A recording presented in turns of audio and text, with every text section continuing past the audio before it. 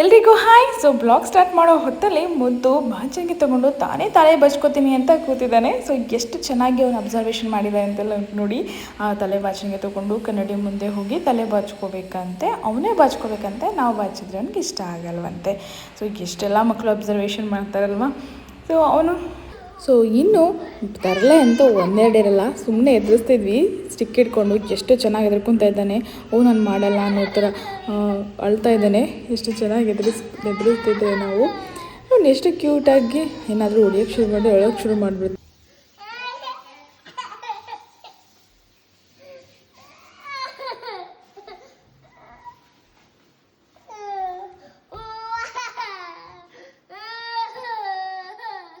ಇನ್ನು early morning ಎದ್ದ ತಕ್ಷಣ ನನ್ನ ತಿಂಡಿ ಮತ್ತು ದಿನಚರಿ ಎರಡೂ ಸ್ಟಾರ್ಟ್ ಆಗುತ್ತೆ. ನನಗೆ ಯೋಚನೆ ಸ್ಟಾರ್ಟ್ ಆಗಿದೆ ತಿಂಡಿಯಿಂದ ಏನು ತಿಂಡಿ ಮಾಡೋದು ಅಂತ.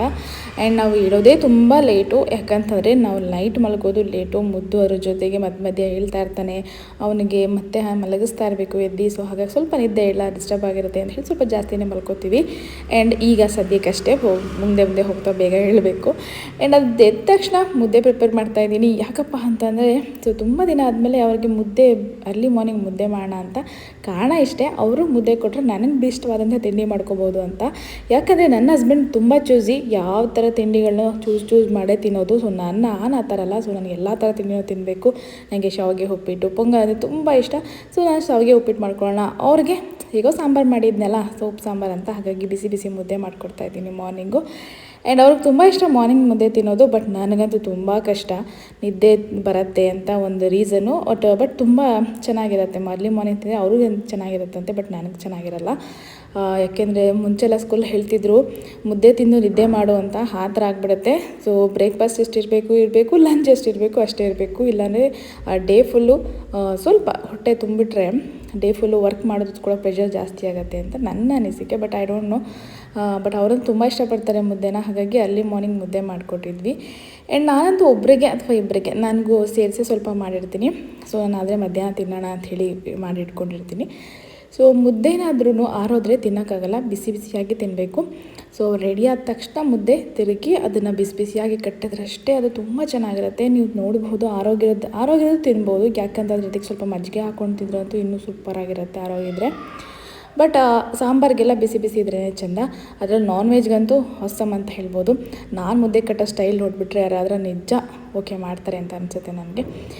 ಸೊ ನಾನು ಕಲ್ತಿದ್ದು ನಮ್ಮ ಅಮ್ಮನಿಂದ. ಅಮ್ಮ ತುಂಬ ಡೈಲಿ ಮುದ್ದೆ ಮಾಡ್ತಾರೆ ನಮ್ಮ ಅಮ್ಮನ ಮನೇಲಿ. ಸೊ ಮುದ್ದೆ ಇಲ್ಲದೆ ಈಗ ಡೇನೇ ಇಲ್ಲ ಅಂತ ಹೇಳ್ಬೋದು ಅವ್ರ ಮನೇಲಿ. ಬಟ್ ನಾನು ಡೈಲಿ ಮಾಡಲ್ಲ, ಡೇ ಬೈ ಡೇ ಮಾಡ್ತೀನಿ. ಸೊ ವೆನ್ಎವರ್ ನನಗೆ ಈಸಿ ಆಗಬೇಕು ನನಗೆ ಅಷ್ಟೇ. ಏಕೆ ಪಾಪು ಇರೋದ್ರಿಂದ ಟೈಮ್ ಸಿಕ್ಕಾಗ ಪಾಪಗೂ ಕೂಡ ಮುದ್ದೂ ಕೂಡ ತಿಂತಾನೆ ಮುದ್ದೆನ. ಸೊ ಬಿಸಿ ಮುದ್ದೆ ಮಾಡಿದ್ಮೇಲೆ ಆ ಜಾಗ ಫುಲ್ಲು ಕ್ಲೀನಾಗಿರಬೇಕು. ನಾನು ಅಲ್ಲೇ ಕ್ಲೀನ್ ಮಾಡ್ಕೋತೀನಿ ಜಾಸ್ತಿ. ಅದಾದಮೇಲೆ ಬಿಸಿ ಮುದ್ದೆ ಜೊತೆಗೆ ಉಪ್ಪು ಸಾಂಬಾರು. ಯೂಶ್ವಲಿ ನಾವು ಉಪ್ಪು ಸಾಂಬಾರು ಅಂತ ನಮ್ಮ ಮಂಡ್ಯ ಸೈಡಂತೂ ಉಪ್ಪು ಸಾಂಬಾರನ್ನ ತುಂಬ ಇಷ್ಟಪಡ್ತೀವಿ ನಾವು. ಯಾಕಂತಂದರೆ ಇಟ್ಸ್ ವೆರಿ ಹೆಲ್ದಿ. ಅದ್ರ ಕಾಳು ಮಾಡ್ತೀವಿ, ತರಕಾರಿಗಳನ್ನ ಕೂಡ ಮಾಡ್ತೀವಿ.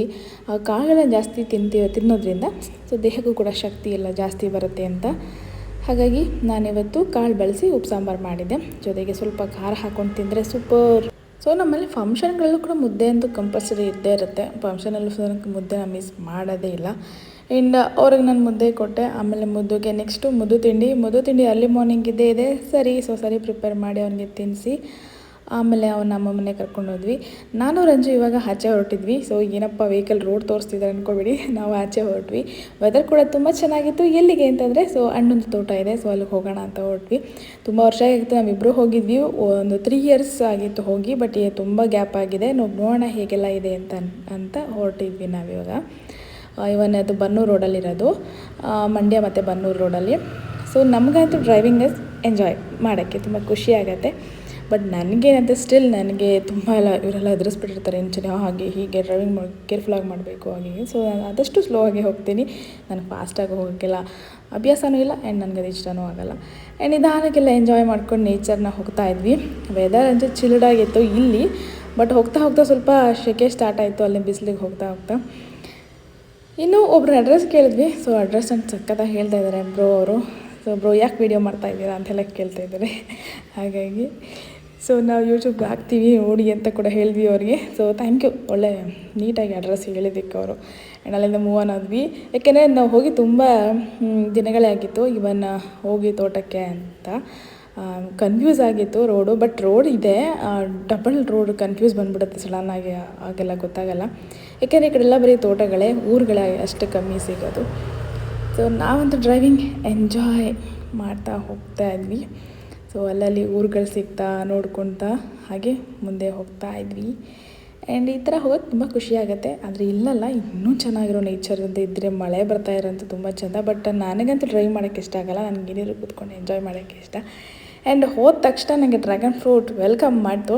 ಆ್ಯಂಡ್ ಎಷ್ಟು ಚೆನ್ನಾಗಿ ಮಾಡಿದ್ದಾರೆ ಅಣ್ಣ ಅಂತಂದರೆ, ಡ್ರ್ಯಾಗನ್ ಫ್ರೂಟ್ ಕೂಡ ಹಾಕಿದ್ದಾರೆ.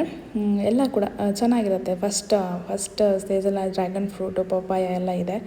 ಸೊ ಅದಷ್ಟು ನೋಡಿದ್ವಿ.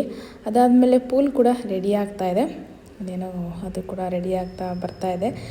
ಇನ್ನು ಅಪ್ಪ ಕೂಡ ತೋಟದಲ್ಲಿ ಇರ್ತಾರೆ. ಸೊ ಡೈಲಿ ಅಲ್ಲಿ ಬಂದು ಅಲ್ಲೆಲ್ಲ ಅವರು ನೋಡ್ತಾ ಇರ್ತಾರೆ.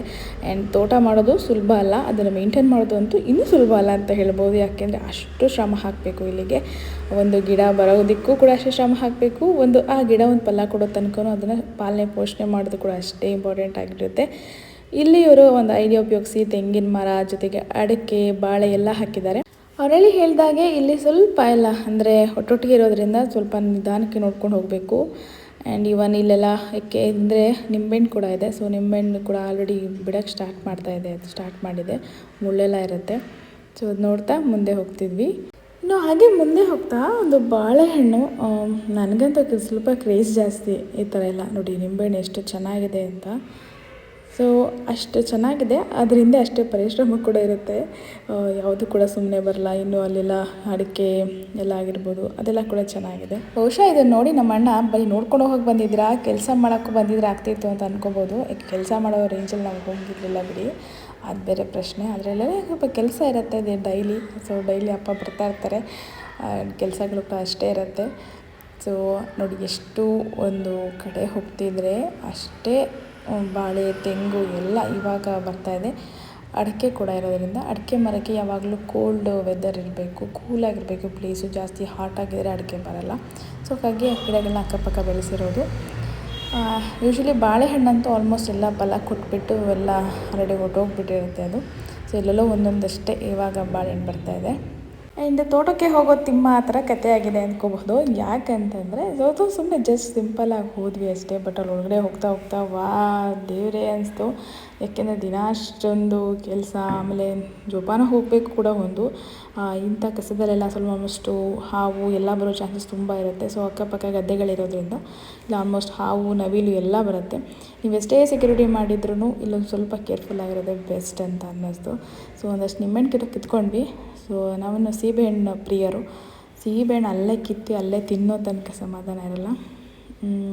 ಇನ್ನು ಪಕ್ಷಿ ತಿಂದ್ಬಿಟ್ಟಿತ್ತು, ಹಾಗಾಗಿ ರಂಜು ಪಕ್ಷಿ ತಿಂದಿರೋದನ್ನು ಬಿಸಾಕ್ತಾಯಿದ್ದಾಳೆ. ಬಟ್ ಚೆನ್ನಾಗಿತ್ತು, ತೊಗೊಂಡು ತಿಂದ್ವಿ. ಇನ್ನೊಂದಷ್ಟು ಚೆನ್ನಾಗಿ ಬಿಟ್ಟಿತ್ತು. ಬೇರೆ ಅದೊಂದೇ ಗಿಡ ಇಲ್ಲ, ತುಂಬ ಗಿಡದಲ್ಲೆಲ್ಲ ಬಿಟ್ಟಿದೆ. ಆ್ಯಂಡ್ ಇದು ಬಂದು ಪಲಾವ್ ಎಲೆ, ನಾವು ಬಿರಿಯಾನಿ ಎಲೆ ಅಂತ ಹೇಳ್ತೀವಲ್ಲ, ಸೊ ಅದನ್ನು ಒಣಗಿಸಿದ್ರೆ ಬಿರಿಯಾನಿ ಎಲೆ ಆಗತ್ತೆ. ಸೊ ಅದೊಂದಷ್ಟು ಗಿಡಗಳು, ಚಕ್ಕೆ, ನಾವೊಂದಷ್ಟು ಕಿತ್ತು ಪ್ರಯೋಗ ಎಲ್ಲ ಮಾಡ್ತಾಯಿದ್ವಿ. ಸೊ ಏನಪ್ಪ ಮಾಡೋದು ಅಂತ ಆಲ್ರೆಡಿ ಒಂದಷ್ಟು ದಾರಿ ತಪ್ಪಿಟ್ಟಿದ್ವಲ್ಲ. ಸೊ ಲೇಟೇ ಆಗೋಗಿತ್ತು, ಅಷ್ಟು ಬೇಗ ನೋಡ್ಕೊಂಡು ಹೋಗೋಣ ಅಂತ ಬಂದ್ವಿ. ಒಂದಷ್ಟು ಸೀಬೆಹಣ್ಣಂತೂ ತಿನ್ಕೊಂಡ್ವಿ, ಹೊಟ್ಟೆ ಕೂಡ ಹಸಿತಾಯಿತ್ತು, ಸಖತ್ತಾಗಿತ್ತು ಅಲ್ಲೇ ಕಿತ್ತು ತಿನ್ನೋದು. ಇನ್ನು ಮ್ಯಾಂಗೋ ತೋಪಾಗ್ಬಿಟ್ಟಿದ್ರಂತೂ ನಾನಂತೂ ಫುಲ್ ಖುಷಿ ಪಟ್ಬಿಡ್ತಿದ್ದೆ. ಯಾಕೆಂದರೆ ಅಷ್ಟು. ಇನ್ನು ಹೋಗ್ತಾ ಡಿಲ್ ಎಂಡ್ ತನಕ ಹೋದ್ವಿ. ಎಂಡಲ್ಲಿ ಮತ್ತೆ ರಿಟರ್ನ್ ಅಲ್ಲಿಂದ ಮತ್ತೆ ಬರ್ತಾಯಿದ್ದೀವಿ ಈಗ ರಿಟರ್ನ್ ವಾಪಸ್ಸು. ನಾನು ಅಲ್ಲಿ ಹೇಳಿದಾಗೆ ಮ್ಯಾಂಗೋ ತೋಪು ಈ ಥರ ಎಲ್ಲ ಇದ್ದರೆ ಚೆನ್ನಾಗಿರುತ್ತೆ. ಸೊ ಮಕ್ಳಿಗೆ ಕರ್ಕೊಂಬಂದಂತೂ ಇನ್ನೂ ಖುಷಿನೇ. ಸೊ ನಿಂಬೆಹಣ್ಣು ನೋಡಿ ಎಷ್ಟು ದಪ್ಪ ನಿಂಬೆಹಣ್ಣುಗಳು ಬಿಟ್ಟಿದೆ ಅಂತ. ಬಟ್ ಯಾವುದು ಕೂಡ ಅಷ್ಟೇ ಸುಮ್ಮನೆ ಬರಲ್ಲ. ಅದಕ್ಕೆ ಆದಂತಹ ಔಷಧಿಗಳಾಗಿರ್ಬೋದು, ಹುಳ ಹೊಡಿಯದೇ ಇರೋ ಹಾಗೂ ಇದನ್ನು ಕಾಪಾಡ್ಕೋಬೇಕಾಗತ್ತೆ. ಅದಕ್ಕೆ ಗೊಬ್ಬರ ಹಾಕೋದು, ಪ್ರತಿಯೊಂದು ಕೂಡ ಕೆಲಸ ಇರುತ್ತೆ. ಸೊ ಯಾವುದು ಕೂಡ ಸುಲಭವಾಗಿ ಸಿಗೋಲ್ಲ ಅನ್ನೋದು ಇದು ನೋಡಿದ ಮೇಲೆ ಗೊತ್ತಾಗೋದು. ಸೊ ರೈತರ ಜೀವನ ಎಷ್ಟೆಲ್ಲ ಪ್ರಾಬ್ಲಮ್ಸ್ಗಳಿರುತ್ತೆ ಅಲ್ಲ, ಸೊ ಅದನ್ನು ಕಾಪಾಡ್ಕೋಬೇಕು. ಆಮೇಲೆ ತುಂಬ ಚೆನ್ನಾಗಿ ಸೀಬೆಹಣ್ಣು ಬಿಡುತ್ತೆ, ಬಟ್ ಆ ಪಕ್ಷಿಗಳೆಲ್ಲ ತಿಂದುಬಿಟ್ಟಿರುತ್ತೆ. ಆಲ್ಮೋಸ್ಟ್ ಪಕ್ಷಿಗಳು ತಿನ್ಕೊಂಡ್ಬಿಡುತ್ತೆ. ಸೀಬೆಹಣ್ಣು ಅಂತೂ ಆಸಮಾಗಿತ್ತು. ಸೊ ತಿಂದ್ವಿ. ಇನ್ನೊಂದಷ್ಟು ಆ ಕಡೆ ಎಲ್ಲ ಇದು ಮಾಡಿದ್ವಿ. ಬಾಳೆಹಣ್ಣು ಹಾಗೆ ನಿಂಬೆಹಣ್ಣಂತೂ ಆಸಮಾಗಿತ್ತು. ನಿಂಬೆಹಣ್ಣಲ್ಲೇ ಕೂಡ ಜ್ಯೂಸ್ ಮಾಡ್ಕೋಬೋದು, ಸೂಪರಾಗಿದೆ ನಿಂಬೆಹಣ್ಣು. ಸೊ ಅದೊಂದು ಗಿಡ ತುಂಬ ನಿಂಬೆಹಣ್ಣು ಬಿಡುತ್ತಂತೆ. ಸೊ ಹಾಗಾಗಿ ಅದನ್ನು ತೋರಿಸ್ತಾಯಿದ್ರು, ನೋಡಿದ್ವಿ. ನೋಡಿ ಎಷ್ಟು ಚೆನ್ನಾಗಿ ನಿಂಬೆಹಣ್ಣು ಬಿಟ್ಟಿದೆ. ಹಾಗೆ ಮುಂದೆ ಹೋಗ್ತಾ ನಾನಂತೂ ಫುಲ್ಲು ಬ್ಯಾಟಿಂಗ್ ಫಾರ್ ಸೀಬೆಹಣ್ಣು.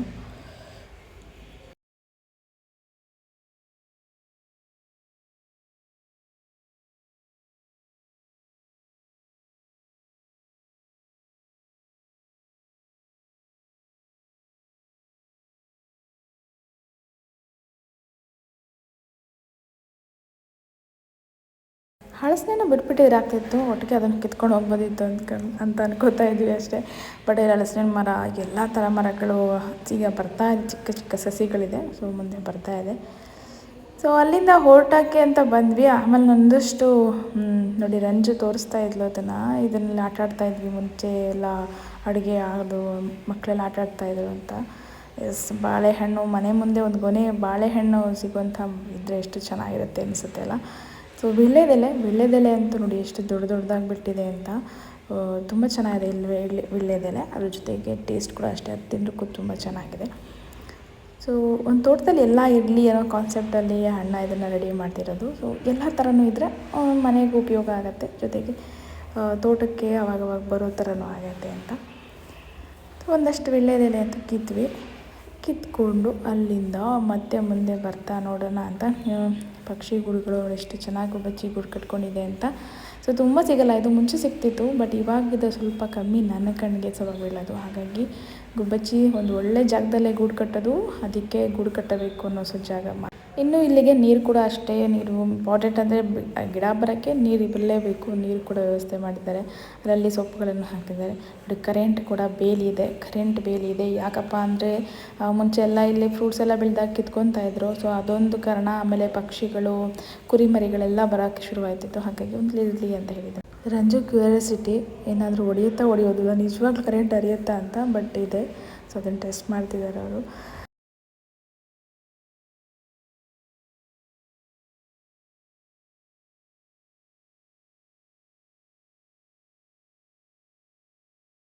ಇನ್ನು ಅಲ್ಲಿಂದ ನಮ್ಮ ಪಯಣ ಮನೆ ಕಡೆ ಹೊರಟ್ವಿ. ಸೊ ಹೋಗುವಾಗ ಕನ್ಫ್ಯೂಷನ್ಸ್ ಇತ್ತು ನಿಜ. ಬರಬೇಕಾದ್ರೆ ರೋಡ್ ನೆನ್ಪಿಟ್ಕೋಬೇಕು ತಾನೆ, ನಾವು ಖಂಡಿತ ಅಂತ ಕೆಲಸ ಎಲ್ಲ ಮಾಡಲ್ಲ. ನಾವು ಬರಬೇಕಾದ್ರೆ ಬೇರೆ ರೋಡಲ್ಲಿ ಹೋಗೋಣ, ನಮ್ಗೆ ತುಂಬ ಚೆನ್ನಾಗಿ ಗೊತ್ತಿದೆ, ಹಾಗೆ ಹೀಗೆ 3 ವರ್ಷ ಆದಮೇಲೆ ಬಂದಿದ್ದೀವಿ ಅಂತ ಅಂದ್ಕೊಂಡ್ವಿ. ಬಟ್ ಬರೋ ದಾರಿಗೂ ಹೋಗೋ ದಾರಿಗೂ ತುಂಬ ಕನ್ಫ್ಯೂಷನ್ಸ್ ಆಗೋಯಿತು. ಇನ್ನು ಅಲ್ಲಿಂದ ಹೊರಡ್ತಾ ಹಾಗೆ ಎಲ್ಲಂದರೂ ಯಾರಿಗೆ ಕೇಳಿದ್ರೆ ಹೇಳ್ತಾರೆ. ಸೊ ಪ್ರಾಬ್ಲಮ್ ಏನಿಲ್ಲ, ಯಾರಾದರೂ ಕೇಳಿ ಖಂಡಿತ ದಾರಿ ಅಂತ ತೋರಿಸ್ತಾರೆ. ಒಂದಷ್ಟು ಹಳ್ಳಿಗಳ ಮೇಲೆ ಎಲ್ಲರೂ ನೋಡಿಕೊಂಡು ಸೊಪ್ಪು ಅದೆಲ್ಲ ಬೆಳೀತಾಯಿದ್ರು, ಅದನ್ನೆಲ್ಲ ನೋಡಿಕೊಂಡು ಹಾಗೆ ಬಂದ ತಕ್ಷಣ ನನಗೆ ನೇಲ್ ಆರ್ಟ್ ಆರ್ಡರ್ ಬಂತು. ಸೊ ನೇಲ್ ಆರ್ಟ್ ಮುಗಿಸಿ ಆಮೇಲೆ ನಾನು ಮನೆ ಕಡೆ ಬಂದೆ. ನೇಲ್ ಆರ್ಟ್ ಮುಗಿಸೋಷ್ಟೆಲ್ಲ ಟೈಮ್ ಆಗೋಯಿತು. ಸೊ 2 ನೇಲ್ ಆರ್ಟು ಅಟ್ ಟೈಮಲ್ಲೇ ಇತ್ತು. ಹಾಗಾಗಿ ಮುಗಿಸಿ ಬಂದು ಸ್ವಲ್ಪ ಹೊತ್ತು ರೆಸ್ಟ್ ಮಾಡಿ, ನಾನೇ ನನ್ನ ನೇಲ್ ಇನ್ನೂ ಕ್ಲೀನ್ ಮಾಡಿಲ್ಲ ಅಂತ ಅನ್ಕೋತಾ ಇದ್ದೆ ಅಷ್ಟೇ. ಇನ್ನು ಆಮೇಲೆ ಶುರು ಮಾಡ್ದೆ ನನ್ನ ಮಗಂದು ತರಲೆ ಆಟಗಳು. ಸೊ ಹೊಡಿತಾ ಇದ್ದಾರೆ, ಆದರೆ ಅವ್ನು ಮಾತ್ರ ಕೇಳ್ತಾ ಇಲ್ಲ. ಅವ್ನು ತರಲೆ ಕೆಲಸ ಯಾವತ್ತೂ ಬಿಡಲ್ಲ. ಸೊ ತರಲೆ ಕೆಲಸ ಅವ್ರು ಮಾಡ್ತಾಯಿದ್ರು, ನಾನು ಅಡುಗೆ ಮಾಡಿ ಊಟಕ್ಕೆಲ್ಲ ರೆಡಿ ಮಾಡ್ತಾಯಿದ್ದೆ. ಮುದ್ದು ಊಟ ಮಾಡಿಸಿ ಇವತ್ತಿನ ಡೇ ಕೂಡ ಕಂಪ್ಲೀಟ್ ಆಯಿತು, ಜೊತೆಗೆ ಬ್ಲಾಗ್ ಕೂಡ ಕಂಪ್ಲೀಟ್ ಆಯಿತು ಅಂತ ಹೇಳ್ಬೋದು. ಐ ಥಿಂಕ್ ನಿಮ್ಗೆಲ್ರಿಗೂ ಇಷ್ಟ ಆಗಿದೆ ಅಂತ ಅಂದ್ಕೊಳ್ತೀನಿ. ಟೇಕ್ ಕೇರ್, ಬಾಯ್. ನನ್ನ ಚಾನಲ್ ಸಬ್ಸ್ಕ್ರೈಬ್ ಮಾಡ್ಕೊಳ್ತಂತೂ ಖಂಡಿತ ಮರಿಬೇಡಿ.